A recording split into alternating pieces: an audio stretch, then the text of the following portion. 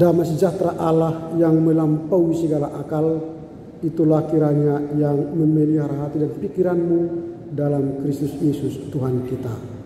Amin. Firman Tuhan yang akan kita dengar dalam minggu ke-7 setelah Trinitatis tertulis dalam kitab Injil menurut Matius pasal 13 ayat 31 hingga ayat 35. Saya akan baca dari Alkitab terjemahan baru 2. Perumpamaan tentang biji sesawi dan ragi.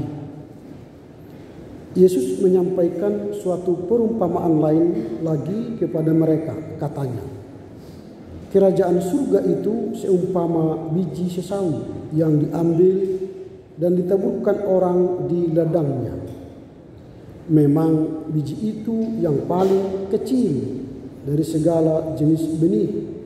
Tetapi apabila sudah tumbuh, sesawi itu lebih besar daripada sayuran yang lain, bahkan menjadi pohon sehingga burung-burung di udara datang bersarang pada cabang-cabangnya. Ia menceritakan perumpamaan ini juga kepada mereka.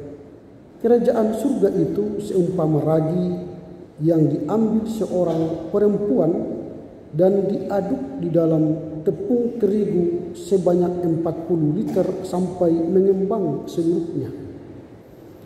Semuanya itu disampaikan Yesus kepada orang banyak dalam perumpamaan, dan tanpa perumpamaan suatu pun tidak disampaikannya kepada mereka, supaya digenapi firman yang disampaikan melalui Nabi, "Aku akan membuka mulutku menyampaikan perumpamaan, aku akan mengucapkan hal yang tersembunyi sejak dunia dijadikan."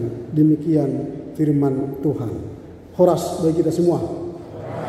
Terpujilah Tuhan yang telah memberkati kehidupan kita satu minggu ini, bisa berkarya di tengah keluarga, di tengah masyarakat, dan di tengah gereja. Dan sejenak kita berhenti dari segala aktivitas kita untuk datang beribadah kepada Tuhan, untuk mendengar firman-Nya. Sebab kita percaya firman Tuhanlah yang akan kembali memberi kita arah, semangat, dan menolong kita melaksanakan tugas pengabdian kita di tengah gereja, keluarga, dan masyarakat. Kita telah memasuki minggu ke-7 setelah Trinitatis. Dan tema yang akan kita dengarkan dalam minggu ini ialah beriman dan bertumbuh di dalam Tuhan. Saya ulangi, beriman dan bertumbuh di dalam Tuhan. Saya tadi terkesima melihat anak kita yang masih SD ya, atau SMP. SMP atau SD? SMP. Dan tadi Amang Sintua Manik membisikkan ke saya, anak kita itu diberi kesempatan mulai kecil untuk main musik, supaya nanti dia bisa semakin besar, bertumbuh, dan bertumbuh. Bayangan saya melihat dia, tidak tiba-tiba dia langsung pandai main keyboard, langsung bisa tampil di GKPS. Tidak. Mungkin pada awalnya belum tentu mau main musik. Diajak berkali-kali, ditawar, dibelikan mungkin organ, keyboard, dibawa ke les. Kita tidak melihat itu, proses itu. Tidak melihat itu. Lalu ketika dia sudah mulai tampil, mungkin ada salah. Kita mungkin ngoceh, gimana ini? Bukan begitu. Tapi akhirnya dia lihai bermain musik. Itu artinya ada pertumbuhan. Hidup ini tidak tiba-tiba jadi ada seperti apa kita sekarang. Kita ini dimulai dari kecil, bertumbuh, makin besar, lalu menghasilkan. Khotbah ini sangat relevan bagi kita dalam beriman. Iman itu tidak tiba-tiba langsung besar.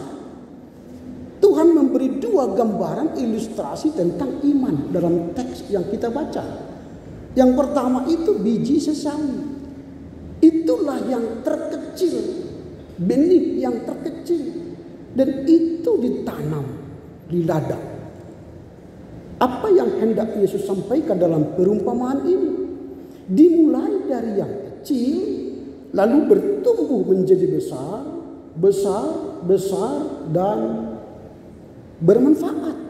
Biji sesawi yang kecil ditanam, dirawat menjadi pohon, dan bisa burung di udara bersarang di dalamnya. Artinya dari yang kecil bertumbuh gradual dan bermanfaat. Contoh yang kedua ialah ragi.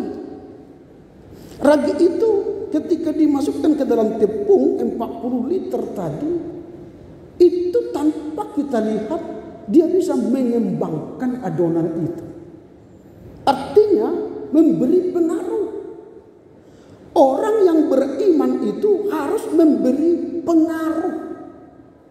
Baik di tengah keluarga, di tengah gereja, di tengah masyarakat di mana kita berada. Kalau kita tidak memberi pengaruh, berarti kita bukan orang beriman yang bermanfaat. Beriman sih beriman, punya KTP Kristen, punya iman Kristen, percaya Yesus, tapi tidak memberi manfaat. Ini sederhana yang disampaikan oleh Yesus. Sehingga kita melihat bahwa ilustrasi yang disampaikan oleh Yesus ini menggambarkan bahwa hidup orang beriman itu dimulai dari kecil. Dimulai dari mana? Sekolah minggu.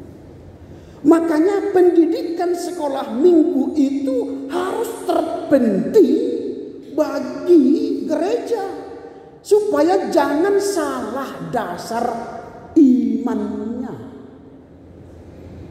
Gereja sekarang mungkin mengabaikan sekolah minggu karena kecil. Sekolah minggu kau, anak kecil, sana, anak ingusan. Lalu pendeta akhirnya tidak pernah mengajar sekolah minggu. Karena pendeta merasa milik orang dewasa. Nama poso, kaum inang, kaum bapak, kaum opung-opung. Bukan milik kaum anak. Pendeta hanya berdiri di depan anak nanti kalau sudah Natal sekolah minggu. Lalu dia berkata, anak-anak, firman Tuhan hari ini kenal enggak saya? Enggak. Karena enggak pernah bersekutu dengan anak kecil. Karena dianggap anak kecil itu enggak berguna. Lalu datanglah film India itu. Jangan anggap aku anak kecil paman. Film apa itu? Siva. Jangan anggap aku anak kecil paman. Wah, dilawannya anak besar itu kalah. Hati-hati, anak kecil jangan kita anggap sepele. Karena mereka kecil, maka berikanlah pendidikan iman yang berkualitas. Supaya ketika mereka bertumbuh jadi remaja, nama poso, menikah, orang tua, menjadi tempat sarang burung tadi kan, biji sesawi itu kan, menjadi tempat orang berteduh. Karena apa? Mereka telah dipersiapkan menjadi gereja yang tangguh. Tapi ada banyak gereja sekarang salah mempersiapkan anak sekolah minggu. Mengapa? Karena gereja tidak pernah mempersiapkan guru-guru yang handal berkualitas ke sekolah minggu. Disuruhlah anak SMP, anak SMA mengajar sekolah minggu. Lalu akhirnya apa? Ayo adik-adik nyanyilah Yesus pokok. Dia baca firman lalu habis itu pulang. Itu 6 tahun. Berkualitas enggak? Nanti kalau dia sudah anak SMA atau kuliah, bisa enggak kita harapkan menjadi sarang burung atau bermanfaat? Enggak. Karena di sekolah minggu selalu kita ajar begini. Yesus pokok dan kita caranya. Tidak pernah kita nyanyikan lagu simalungun kitab haleluya bagi anak-anak. Lalu ketika dia tamat SMA, lalu lepas CD, diajak orang tua dia ke gereja besar seperti ini. Dia menganggap aneh gereja besar, gereja dewasa, karena tidak ada tepuk tangan. Lalu akhirnya dia lihat di situ kok ada rame orangnya, masuk dia ke GBI atau GPDI. Lalu dia lihat tepuk tangan, wow ini gereja saya katanya. Dia pergi ke sana beribadah karena di situ dia ketemu gerejanya yang tepuk tangan. Siapa yang salah? Dia atau kita? Kita salah mempersiapkan masa depan gereja kita. Kita mempersiapkan sekolah minggu menjadi jemaat GBI, Pentakosta dan Harismatik. Lupa mempersiapkan jadi jemaat GKPS yang baik. Ini tantangan gereja sekarang. Makanya sekolah minggu itu walau kecil, siapkan dengan iman GKPS yang tangguh. Buat agenda GKPS di situ, buat nyanyian haleluya di situ, supaya dia lengket GKPS-nya sejak kecil hingga besar.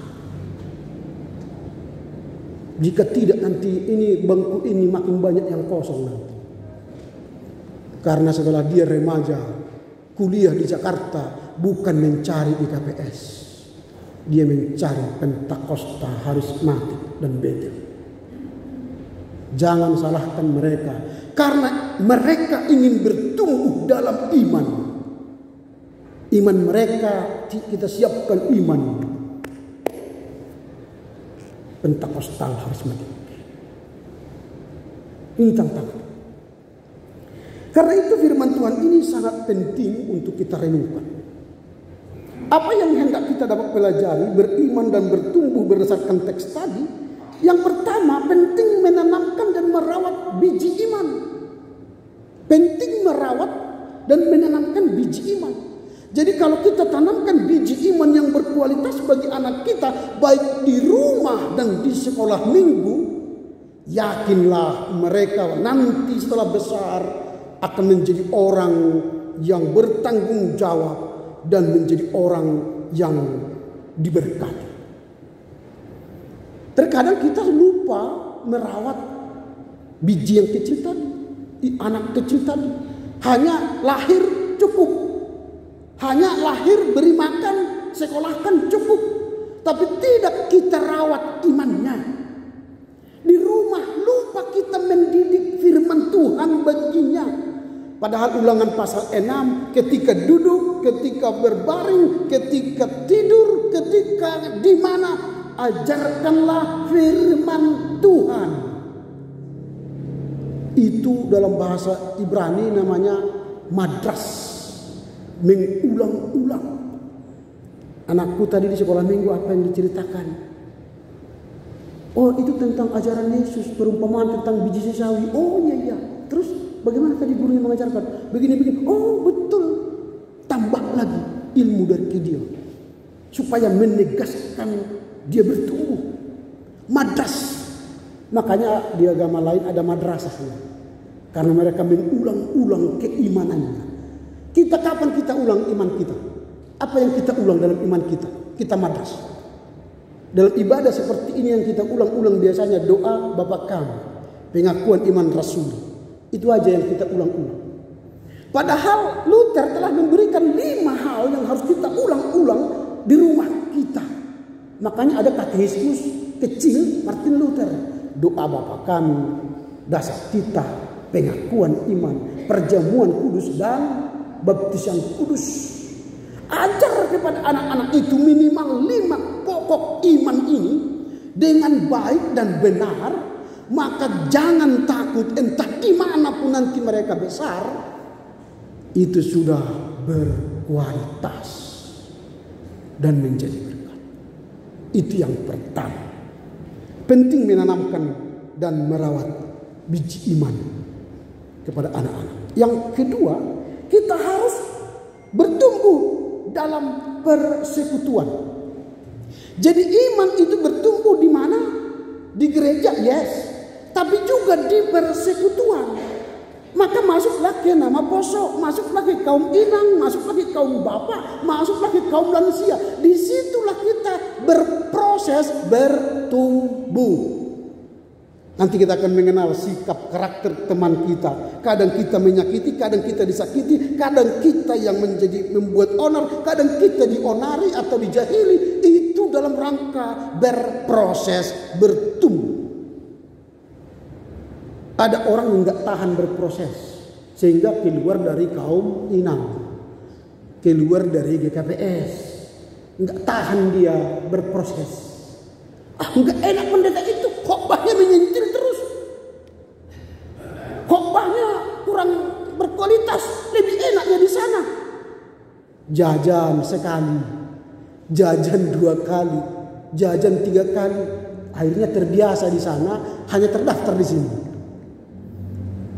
Tapi kalau sudah mati baru jemaat GKPS-nya itu. Kira-kira begitu.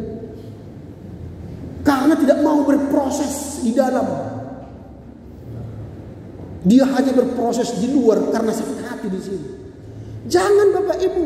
Kalau itu kita berlakukan di rumah, sudah banyak yang ceng ini.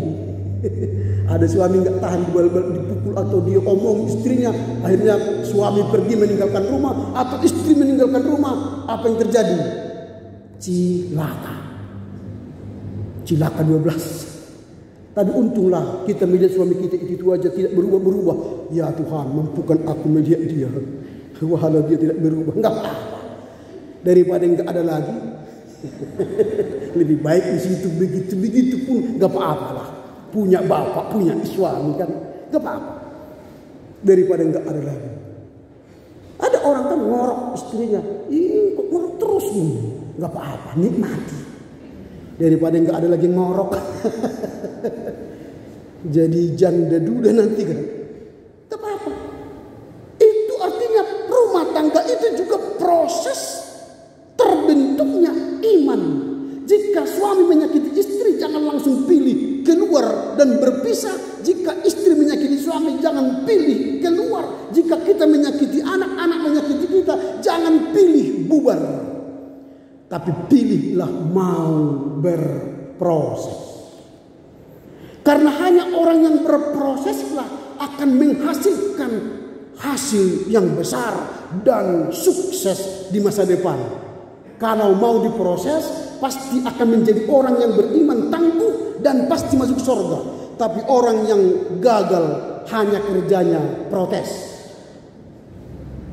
Orang yang mau bertumbuh dalam iman itu artinya mau berproses. Menyakitkan ya, terkadang menyakitkan, tapi juga ada menyenangkan. Tapi orang yang mau gagal dalam beriman biasanya orang yang suka protes, tidak mau suka berproses. Itu yang kedua, kita harus bertumbuh dalam persekutuan. Yang ketiga, kita harus menghargai proses dan kesusahan. Proses itu ada kesusahan. Coba kita bayang, kita tanam padi hari ini, lalu nggak sabar dia maunya tanam hari ini, besok panen. Ada seperti itu? Dicari di dunia mana pun nggak ada. Tidak ada. Setelah ditanam dia pulang ke rumah, tunggu 1 bulan, datang dia. Oh udah tumbuh, berarti perlu apa ini? Perlu pupuk, kasih pupuk. Pulang ke rumah. 2 bulan berikutnya dia, wah udah datang tumbuh lalang, berarti siangi. 1 bulan berikutnya dia lihat sudah mulai berbulir. Oh bentar lagi panen.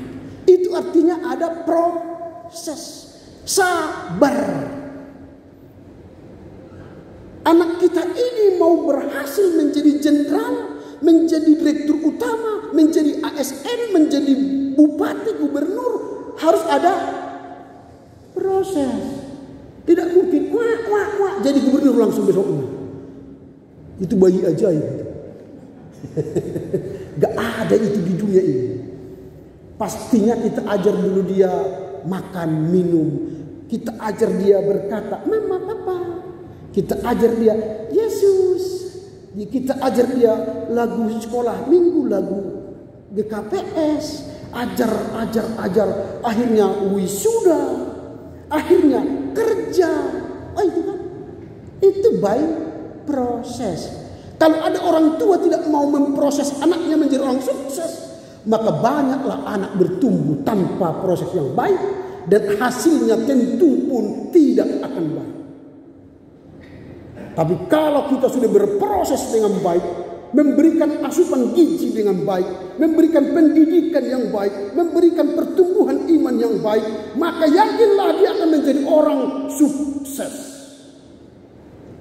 Karena tidak pernah usaha dihianati oleh proses. Jadi kalau ketemu sama anak-anak supaya dia sukses, setiap bertemu, keras bos, bagaimana cara ngomong kita pun seperti orang kepada orang yang hebat. Bagaimana kabarmu hari ini? Apa ada persoalan? Walau anak kecil tidak apa-apa, bergayalah kita seperti bertemu bupati, supaya dia nanti bupati. Ini kita bertemu seperti orang tukang becak. Jangan kau. Ya, besar pun akhirnya gitu kan. Sudah menikah pun kita kontribusi dia pun ke kita Tapi kalau kontribusi kita ke dia keras, bagaimana bro? Ada persoalan di sekolahmu, ada kesulitan, kita butuh guru les, kita butuh orang lain menolongmu. Itu kan proses. Yakinlah dia akan orang sukses. Tapi kalau dia berkeluh kesah kita, lalu kita tidak memberi hati, tidak mau berproses, maka dia jangan kita harapkan orang sukses. Ini penting karena firman ini berbicara bertumbuh dan beriman. Bertumbuh sih pasti, tapi beriman belum tentu pasti. Maka seimbangkanlah pertumbuhan jasmani dengan pertumbuhan rohani. Apa yang hendak kita renungkan dalam khotbah minggu ke-7 Trinitatis ini dengan tema beriman dan bertumbuh di dalam Tuhan. Yang pertama, penting iman yang kecil. Dimulai dari iman sekolah minggu, lalu nanti iman nama CD, lalu iman berkeluarga, iman opung-opung. Itu berbeda. Semua dimulai dari kecil. Makanya orang yang beriman itu bertumbuh dan akhirnya harus berbuah. Tapi ada banyak gereja atau orang percaya beriman tidak bertumbuh. Di sekolah minggu dulu diajar dia persembahan 1.000. Masuk nama poso, sudah lepas CD persembahannya tetap 1.000. Sudah kuliah persembahannya tetap 1.000. Menikah persembahannya tetap 1.000. Sudah opung pun persembahannya tetap. Kok nggak bertumbuh? Nggak tahu lah apa yang salah. Maunya kalau kita sudah bertumbuh dalam iman, bertumbuh dalam karir, terlihatlah dari buahnya. Kalau saya tanam misalnya rambutan baru bertumbuh langsung dia hancur buahnya, wajar karena baru berbuah. Tapi kalau sudah 3 kali berbuah dia lebat, masa sama dengan yang pertama? Artinya pertumbuhan iman dibarengi dengan pertumbuhan persembahan kita kepada Tuhan. Jangan iman itu statis, tapi dinamis. Buahnya pun jangan statis, tapi dinamis. Itu yang pertama. Yang kedua, pertumbuhan rohani memerlukan waktu dan kesabaran. Karena itu jangan kita memaksa Tuhan dalam proses ini. Tuhan, aku berusia 50 tahun. Jadikanlah aku 120 tahun Tuhan sekarang. Wah, jangan. Karena Tuhan beri kita waktu di bumi ini hanya untuk diproses menjadi orang surgawi. Pastikan kita berapapun umur kita di dunia ini, pastikan kita penghuni surga. Daripada umur 89 tahun hampir ke surga. Hampir ke surga berarti kemana? Ya, kalian lah jawab tentu. Maunya kita hampir ke neraka. Tapi kemana? Itu hampir jatuh. Hampir jatuh. Karena dunia ini kan banyak godaan. Hampir jatuh. Akhirnya ke surga. Ditawarkan ke kita. Udahlah, enggak ada yang lihat. Enggak. Dalam ajaran Kristen tidak boleh. Itu kan hampir. Jadi seberapapun umur kita di bumi ini, pastikan kita penghuni surga. Karena neraka itu tak usah latihan. Tapi ke surga itu perlu latihan. Ke neraka itu tak perlu latihan. Karena sudah penghuni neraka kita sebenarnya. Tapi ke surga itu perlu latihan. Maka berjuang dan sabar. Itu yang kedua. Yang ketiga terakhir, kita harus mampu menghadapi tantangan. Jadi kalau ada sakit penyakit, ada kegagalan, ada persoalan, itu wajar. Jangan menyerah. Karena hanya orang yang menyerah itu adalah pecundang. Tapi orang yang melawan tantangan itu adalah orang beriman. Orang sukses.